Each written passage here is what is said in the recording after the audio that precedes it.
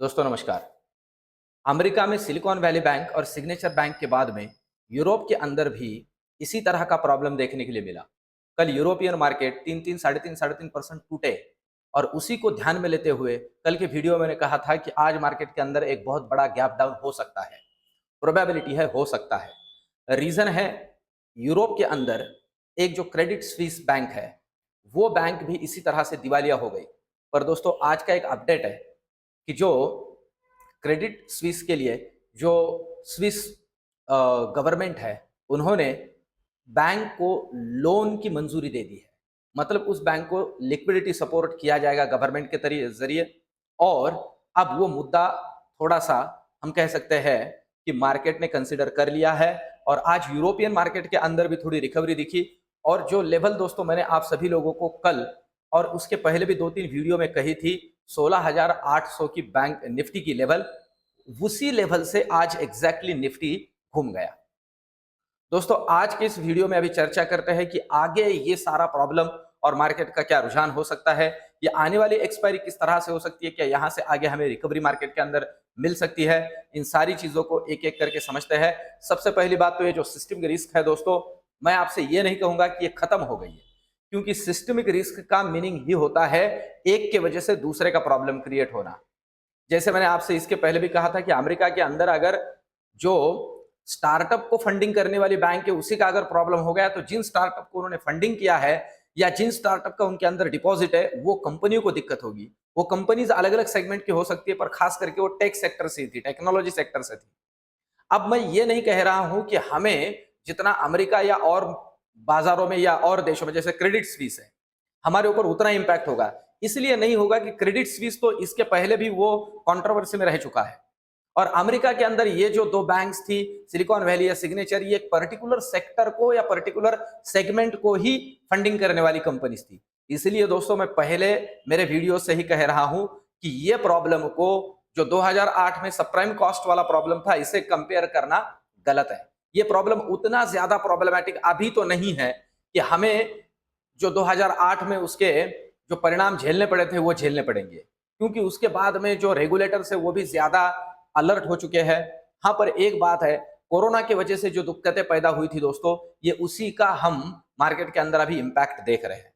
तो अब चलते हैं और समझते हैं कि यहां से आगे निफ्टी का रुझान क्या हो सकता है और अगले वीक के पॉइंट ऑफ व्यू से हमें क्या करना चाहिए। सबसे पहली बात तो निफ्टी अगर देखिए दोस्तों, ये जो ट्रेंड लाइन है इसे मैंने हटाया ही नहीं है, ऐसे की ऐसे ही रखा हुआ है एग्जैक्टली। और ये देखिए इसी ट्रेंड लाइन से एग्जैक्टली वो वापस घुमा है। अब आपकी जानकारी के लिए बता दूं, डेली चार्ट में ये जो कैंडल होती है ना दोस्तों, नॉर्मली इसे दोजी कहा जाता है। और बहुत बार इस तरह का जब दोजी बनता है या प्लॉट होता है तो रिवर्सल की प्रोबेबिलिटी होती है और बाद में उसे ही हम मॉर्निंग स्टार भी कहते हैं। मैं प्रोबेबिलिटी होती है ऐसे कह रहा हूं, ऐसे नहीं है कि मैं जो बोल रहा हूं ऐसे ही होगा या फिर वही हो सकता है जो होने वाला है वो मुझे पहले ही पता है, ऐसे कुछ नहीं है। ये सिर्फ स्टडी और डेटा पॉइंट ऑफ व्यू से ये सारी बातें मैं आपके सामने रख रहा हूं दोस्तों। तो देखिए डेली चार्ट में बराबर एग्जैक्टली उसी लेवल से अभी ये घूम गया है। अब यहां से आगे क्या रुझान क्या हो सकता है, तो सपोर्ट के पॉइंट ऑफ व्यू से अभी 16,985 का अभी लेवल है। तो सपोर्ट के पॉइंट ऑफ व्यू से फिर से कहूं दोस्तों 16,850 ये एक बहुत तगड़ा सपोर्ट ध्यान में रख के चलिए। यहां से आगे 16,850 के नीचे डिसाइसिवली टूटता है तो ही स्ट्रॉन्ग जो बेयरिश पोजीशंस है उन्हें खड़े कीजिए, अदरवाइज बेयरिश के अंदर बड़ी पोजीशंस को मार्केट में बनाए नहीं। अब यहां से आगे एक सिंपल सी बात है, मैं आपसे कहूं कि यहां से आगे हमें क्या करना है। अभी कल अगर निफ्टी, ध्यान दीजिए, कल अगर निफ्टी 17,000 के ऊपर ही ओपन होती है, ध्यान दीजिए 17,000 के ऊपर ही ओपन होती है इस लेवल पे, और 17,000 के ऊपर ओपन होने के बाद में 17,070 के ऊपर टिकती है।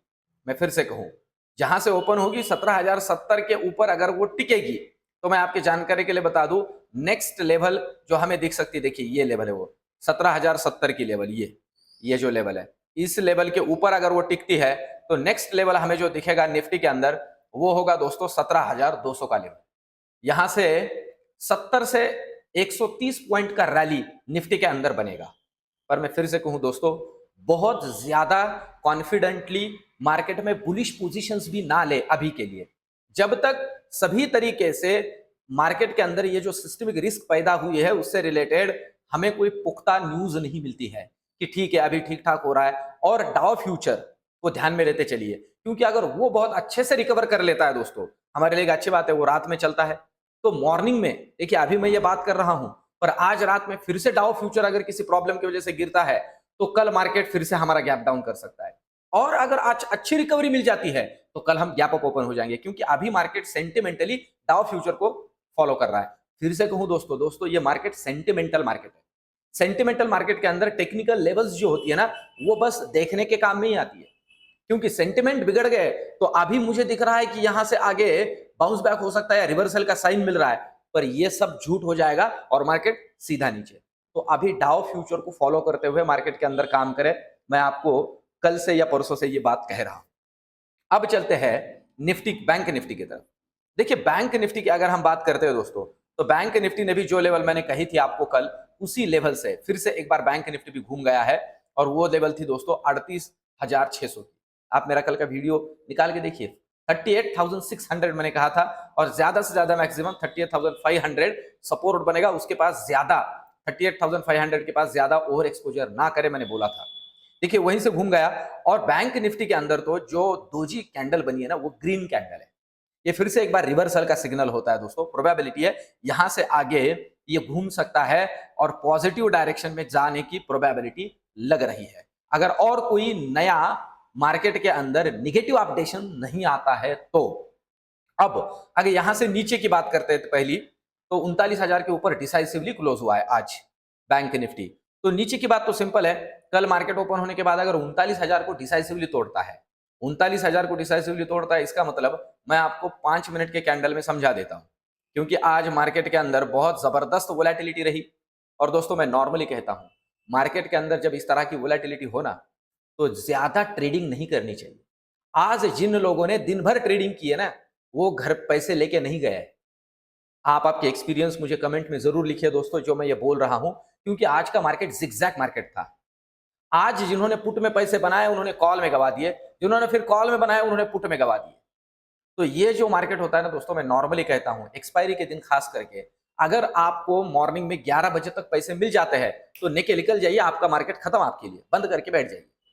अब देखिए यहां 5 मिनट के कैंडल में हमें सारी बातें बहुत अच्छे से क्लियर हो जाएगी। देखिए ये जो लेवल है, मैं आपकी जानकारी के लिए बता दूं, ये लेवल है, और ये लेवल कंसिडर करके चलिए 38,900 का लेवल है, 38,930 का लेवल है। 38,930 के नीचे अगर बैंक निफ्टी निकलता है दोस्तों, तो फिर और नीचे चला जाएगा, 200 से 250 पॉइंट का डाउनफॉल हमें बैंक निफ्टी के अंदर नीचे दिख सकता है। मैंने पहले नीचे की लेवल आपको बताई, और वो भी डिसाइसिवली तोड़ना मतलब 38,930 को तोड़ने दीजिए। 38,000 मतलब 39,000 को तोड़ती है मत बैठिए पुट के अंदर, उसे तोड़ने दीजिए अच्छे से। अब ऊपर की बात करते हैं, तो ऊपर की बात मैं आपको सिंपल सी बात कहूं दोस्तों, अभी इस लेवल पे बंद हुआ है, जो हर्डल बनेगा वो हर्डल है ये 39,230, 39,230, यहां से 100 पॉइंट ऊपर। अगर 100 पॉइंट ऊपर का गैप अप ही दे देता है, आपकी जानकारी के लिए बता दूं, तो फिर नेक्स्ट टारगेट बनेगा ये 39,400, मतलब वहां से 150 से 200 पॉइंट का अपवर्ड डायरेक्शन में मूवमेंट हमें बैंक निफ्टी के अंदर मिल सकता है। उसे भी डिसाइसिवली तोड़ देता है दोस्तों, उसे भी डिसाइसिवली तोड़ देता है, तो नेक्स्ट टारगेट बनेगा ये। देखिए यहां इसे तोड़ देता है तो नेक्स्ट टारगेट हमारे लिए होगा 39,500, उसे भी डिसाइसिवली तोड़ता है तो फिर नेक्स्ट टारगेट 39,530 पे रेजिस्टेंस होगा दोस्तों। वहां पे थोड़ा रुक के और ध्यान देके काम करें कॉल के अंदर। तो ये रही बैंक निफ्टी की लेवल्स। अब चलते हैं निफ्टी और बैंक निफ्टी के ऑप्शन के डेटा की तरफ। सबसे पहली बात तो ये एक्सपायरी थी, तो नेक्स्ट एक्सपायरी का डेटा भी हमें यहां चेक करना पड़ेगा। तो देखिए नेक्स्ट एक्सपायरी की अगर हम बात करते हैं, तो आप देखिए 17,000 के ऊपर तगड़ा कॉल राइटिंग हुआ है दोस्तों, तगड़ा कॉल राइटिंग, और ये इन द मनी जाके हुआ है, ऐसे हम कह सकते हैं। 16,985 पे क्लोजिंग हुआ है, तो 17,000 पे कितना कॉल राइटिंग है, 1,03,000 कॉन्ट्रैक्ट आज ही जुड़े, और वही नियर अबाउट आप अगर देखते हो तो 1,20,000 कॉन्ट्रैक्ट यहां ओपन दिख रहे हैं, और वही 17,000 के पुट में 1,13,000 कॉन्ट्रैक्ट ओपन है, और वो भी इन द मनी जाके। दोस्तों इसका मतलब होता है 17,000 की लेवल मेक या ब्रेक लेवल है। 17,000 की लेवल मेक या ब्रेक लेवल है। कल अगर डिसाइसिवली 17,000 के ऊपर टिकता है ना, तो एक तगड़ा शॉर्ट कवरिंग आएगा इनका, और ऊपर का एक अच्छा खासा 100 से 150 पॉइंट का मूवमेंट निफ्टी के अंदर बन सकता है। इस बात को अच्छे से समझ के चलिए। और अगर डिसाइसिवली नीचे टूटता है तो इनका जो सेलिंग है वो उसे और नीचे लेके जाएगा। ये तो हुआ निफ्टी का डेटा। अभी बैंक निफ्टी कल के लिए हमें क्या कह रहा है? बैंक निफ्टी का अगर हम नेक्स्ट एक्सपायरी का डेटा अभी यहां चेक करते हैं तो ध्यान दीजिए, बैंक निफ्टी के अंदर कुछ खास डेटा बना ही नहीं। देखिए कुछ भी खास डेटा नहीं बना है। सिर्फ 39,000 के ऊपर 72,000 कॉन्ट्रैक्ट्स खड़े हैं और यहां 91,000 पुट राइटिंग है। Call writing 72,000, 91,000 put writing. इसलिए मैंने कहा है कि 39,000 बैंक निफ्टी के लिए मेक या ब्रेक लेवल है।